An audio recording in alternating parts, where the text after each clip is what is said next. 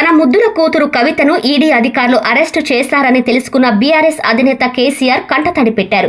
తొలిసారి ఆయన బోరున విలపించారు. తన ఇంట్లోనే ఉన్న ఆయన ప్రస్తుతం విశ్రాంతి తీసుకుంటున్నారు. అడపాదడప మాత్రమే బయటకు వస్తున్నారు. పార్లమెంట్ ఎన్నికలకు సంబంధించి ఒకవైపు కసరత్తు ముమ్మరం చేస్తూనే మరోవైపు పార్టీని వీడిపోతున్న వారితోనూ మంతనాలు చేస్తున్నారు. ఇలాంటి కీలక సమయంలో అనూహ్యంగా కవితను ఈడీ అధికారులు అరెస్టు చేయటంతో ఆయన ఒక్కసారిగా కన్నీరు పెట్టుకున్నారు. మరోవైపు బీజేపీ నాయకులు కవ్వింపు వ్యాఖ్యలు చేస్తుండటంతో కేసీఆర్ కు నోరు పెగలడం లేదు. తప్పు చేయకుండానే కవితను ఈడీ అధికారులు అరెస్టు చేశారా అంటూ తెలంగాణ బీజేపీ చీఫ్ కేంద్ర మంత్రి కిషన్ రెడ్డి వ్యాఖ్యానించారు. ఢిల్లీ లిక్కర్ కుంభకోణంలో ఆమె కీ రోల్ ప్లే చేశారని తాము మొదటి నుంచి చెబుతున్నామని అన్నారు.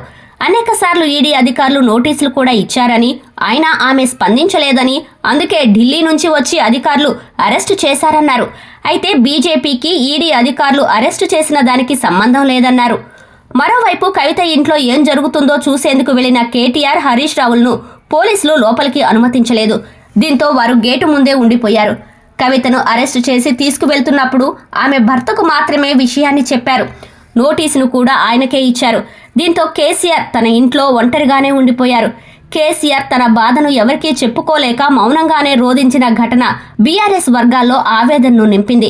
గత ఎన్నికల సమయంలో బీజేపీపై విమర్శలు చేయకుండా ఉండటానికి కవితే కారణమని చర్చ జరిగింది. ఇప్పుడు పార్లమెంట్ ఎన్నికల సమయంలోనూ దేశవ్యాప్తంగా విజృంభించాలని, ప్రధాని మోదీని గద్దె దింపాలని అనుకున్న కవిత కారణంగానే ఆ ప్రయత్నాలను కేసీఆర్ వాయిదా వేసుకున్నారు. తన పార్టీకి బీఆర్ఎస్ పేరు పెట్టడం వెనుక కూడా జాతీయ స్థాయిలో చక్రం తిప్పాలనే ఉద్దేశం ఉంది.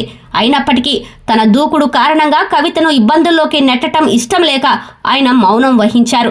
ఇంత చేసినా ఈడీ తన కుమార్తెను అరెస్టు చేయటంతో కేసీఆర్ కంటతడి పెట్టినట్లు పార్టీ వర్గాలు చెబుతున్నాయి.